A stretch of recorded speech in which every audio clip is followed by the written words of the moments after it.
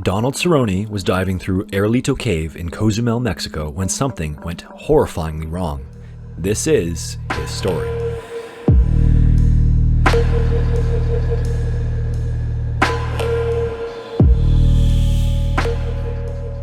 Donald Cerrone was born in Denver, Colorado on March 29, 1983.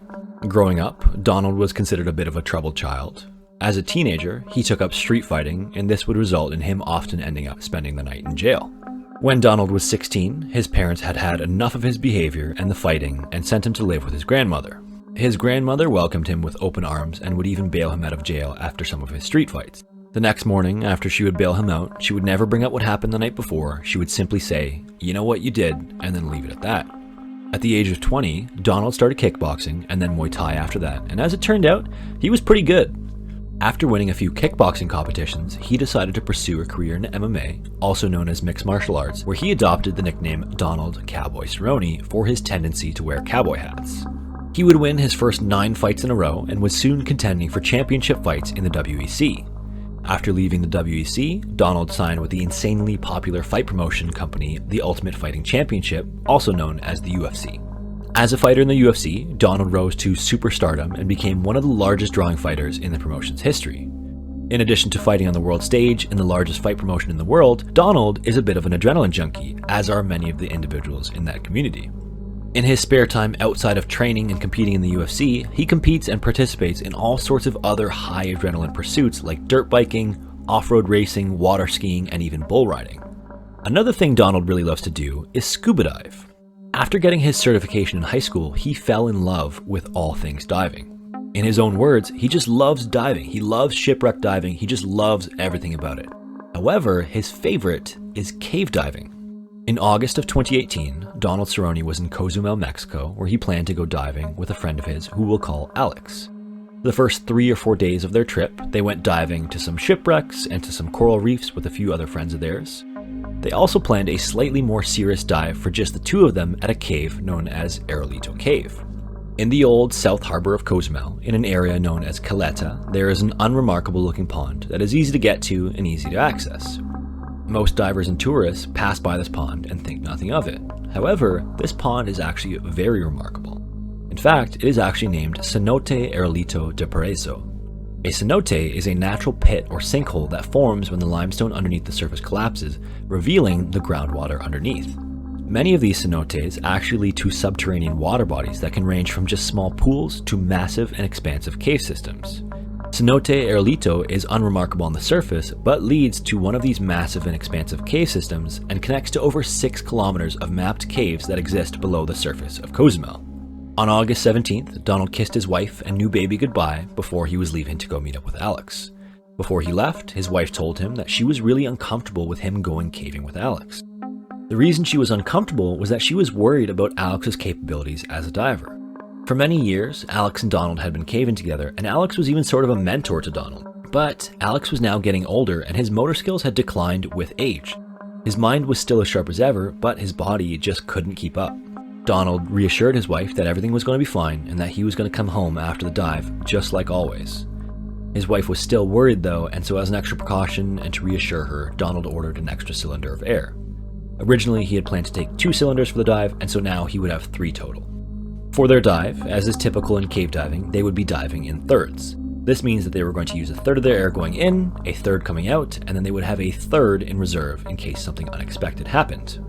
In cave diving as well, the first divers who discover and map out a cave will run long ropes called guidelines throughout the cave to help divers find their way in and out of the caves. This is because many of these caves are massive and winding, low visibility corridors that are just difficult to tell apart, making it easy to get lost if you're not familiar with the system. These guidelines are also marked with directional signals, known as cookies, that are clear and easy to read and point towards the exit of the cave. One of the leading causes of death in cave diving is when the guidelines are improperly used or improperly marked by the divers as they navigate the cave. These guidelines typically come in 2 different varieties. First are the fixed or main lines that are permanently installed in the cave system and eliminate the need for divers to install a large portion of the lines in a cave each time they dive. These can either start right at the exit or bit into the cave to ensure that recreational divers don't find them and then enter the caves without proper training or equipment. Main lines are also not all connected, requiring that divers bring reels with them to connect from one to the other using lines known as jump lines. Jump lines are attached by divers as they move through a cave to connect from one main line to the next. Jump lines are also removed by divers as they exit a cave to help simplify the lines within the system. Donald and Alex entered Aerolito Cave from the little unassuming pond on the surface. They then traveled along the various lines of the cave to explore the gorgeous and expansive system they had come to see. At some point, they needed to transition from one line to another. Alex went first and grabbed his light and hung it around his neck so that he could make the switch with two hands. As Alex went to tie off, his buoyancy device, which is a little device that fills with air to increase or decrease your buoyancy, got loose and shot up to the ceiling of the cave. He then kicked his feet, spun around, and when he did that, the guideline, their lifeline, wrapped itself around him. Donald immediately swam over to Alex to help him try to untangle the line, but Alex started panicking. He then started thrashing violently, spinning around, hitting the walls of the cave, and kicking up all of the silt from the bottom of the cave. Silt is the dust and sediment that sits at the bottom of the cave, and when it gets kicked up in the small spaces inside of a cave, it brings the visibility to almost zero. It's like swimming around in mist so thick that you can barely see the hand in front of your face. And Aerolito Cave was now completely silted out. Knowing how dangerous this situation was, Donald took a few big steps backward away from Alex so he didn't get caught in the line either, and so he could regain visibility. Within arm's reach of the main line now, Donald watched helplessly as Alex thrashed around even more. One of the unspoken rules of cave diving, according to Donald, is that you only worry about yourself in a panicked situation. The idea is that the panicked person poses a threat to anyone trying to help, and there's no reason for two people to die if one person can still make it out. As he sat there holding the main line, he looked towards the exit of the cave and knew that he was safe if he went that way. He knew where the exit was, he could easily swim to it, and be sure that he would get out alive. He also looked at the completely silted out section where Alex was and knew that Alex would almost certainly die without help. In the panic, Alex had somehow turned off his light, and Donald just sat there thinking that he hopes that he also didn't drop his mouthpiece, and that he wasn't drowning to death just a few feet away from him. Donald decided to break one of his unspoken rules and decided to go into the silt to try to save Alex.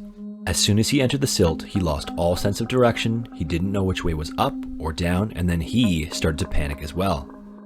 All of a sudden, he was taking deep, fast, panic breaths, completely freaking out, more panicked than he's ever been in his entire life. In his panic, he smashed his head off of the ceiling of the cave and then closed his eyes.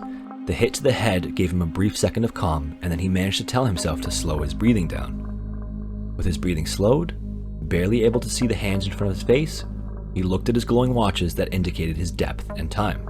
He then checked the two pressure gauges on each of the cylinders he was using and knew that he had a third one that was completely full, still unopened. He then closed his eyes and sat there in the pitch black, silted out room, trying to think through the panic and figure out a plan. The first thing he did was try to feel around the silt and try to find Alex, but Alex was nowhere to be found. Thankfully, he had calmed himself down a little bit more and then decided to start moving his hands along the wall of the cave to see if he could figure out where he was. Typically in good visibility, divers will make a mental note of the different landmarks in the cave so they can find their way out. But the channel that they were in was one that they were on their way to explore. They weren't coming out of it, so it was entirely unfamiliar to him. He then decided to check his compass because when they came into the cave, he had measured the direction of the exit from the first jump to be 126 degrees. This was a bit of a long shot because in the winding tunnels of a cave, you can be facing the correct direction towards the exit, but if you're not in the right section of the cave, that direction might just lead to the wall of another tunnel. Without any other choice, he tried to swim in that direction, but immediately came up on a wall. He then tried to swim lower and went right into another wall, and now he was right back in full panic mode. So now he's kicking and thrashing and freaking out and swimming violently, and then all of a sudden, he exited the silt and stumbled on the main line. Donald grabbed it and tried to calm himself down once again, but there was a new problem. He was on the wrong side of the silted section of the main line. Behind him, deeper into the cave, was silt-free and clear. The way out of the cave, the way that he needed to go, was completely silted out still, and the exit was almost 1,000 yards away. In addition, there was a jump in between where he was and where he needed to be, meaning that he would have to find his way untethered through the silt to make it out of the cave.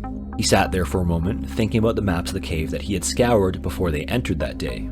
He knew that up ahead there was a split in the cave. One side went to the exit, and the other went deeper in the cave.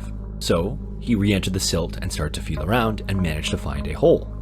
Not sure if this was correct or not, he kept on going and came up on another hole. He felt around and thought that it felt familiar and decided to swim into it. But then he noticed that he was swimming against the current. When they had come into the cave, he also noticed that they were swimming against a small current, meaning that given that he was now traveling in the opposite direction, he was swimming in the wrong direction. Beginning to panic once again, he frantically swam back to the main line on the opposite side of the silt. Sitting there literally hyperventilating from panic, all he could think of that morning was when he kissed his wife and baby and assured them that he was coming home. So he swam back into the dark abyss of silt once again and panicked once again. And now in the pitch black darkness of the cave, he thought to himself, all of this heavy breathing is sucking all of the air out of my tanks. So in addition to being lost in the darkness, he started to worry about running out of air entirely. Trying to calm himself, he looked at his watch and then his gauges, and then back at his watch, and managed to figure out that he had roughly an hour left of air. He started to think about what would happen once he ran out of air. On the air-only system he was using, once he ran out, the mouthpiece would just fill with water, and then he would inhale the water and he would drown. Ironically enough, one of Donald's biggest fears is drowning. So, not wanting to drown, he grabbed his buoyancy device and began breathing into it to fill it up completely. With it full, he shot up to the ceiling of the cave and was now resting upside down. At first, he sat there thinking about his wife and daughter and thought about grabbing his grease pen and notepad to write a letter to them about how he had messed up and how sorry he was. Then he thought about how terrified he was of drowning and decided that once he ran out of air, he would breathe from his buoyancy device until there was no more oxygen left in it. Once it was only expelled carbon dioxide, he would keep breathing until he slowly passed out, at which point he wouldn't be awake when he drowned. As he sat there thinking about writing the goodbye note and how he intended on just going to sleep in the darkness, he was infuriated with himself that he was giving up hope and succumbing to the situation. He thought to himself, I'm a fighter, that's not what fighters do, and so he began crawling along the ceiling of the cave upside down. This time, he remembered that there was a large crack that ran the length of the cave on the ceiling. In his panic, he frantically crawled along the ceiling, breathing hard, hyperventilating, and then all of a sudden, he found it. So he latched onto the crack, crawled along it, and then it started to widen, and then there was light off in the distance. He could see the green glow of light filtering into the cave. So Donald swam frantically to the glow, all the while still panicking, still hyperventilating, and when he reached the opening, his tanks got stuck and they wouldn't go through. And so he was kicking and thrashing and freaking out, but he managed to follow the crack some more, and then his tanks went through, and then there was the opening of the cave. He made it. Upon making it out, the relief was just unbelievable. One second he was writing a goodbye note to his wife and kid, and the next he was going home to see them. As he left the water, he saw that Alex was just sitting there. As it turned out, Alex managed to somehow grab the main line in his panic and just followed it out of the cave. The two of them looked at each other, and Alex said to Donald, "So, we're not diving together anymore, are we?" And Donald would answer back, "Nope, that was it." Donald then grabbed his phone, texted his wife, and said, "Had a bit of a scary moment today, but I'm coming home."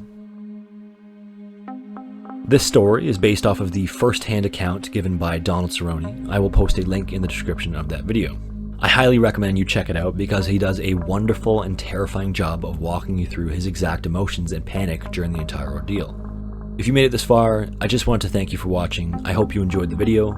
This is part 6 of my Cave Exploring Gone Wrong series, so if you like this type of content, be sure to check out my other videos. If you want to support the channel, give this video a like and drop a comment down below. If you're new here, I hope you'll consider subscribing to my channel so you don't miss any of my weekly videos. Once again, thank you so much for watching, and hopefully I will see you in the next one.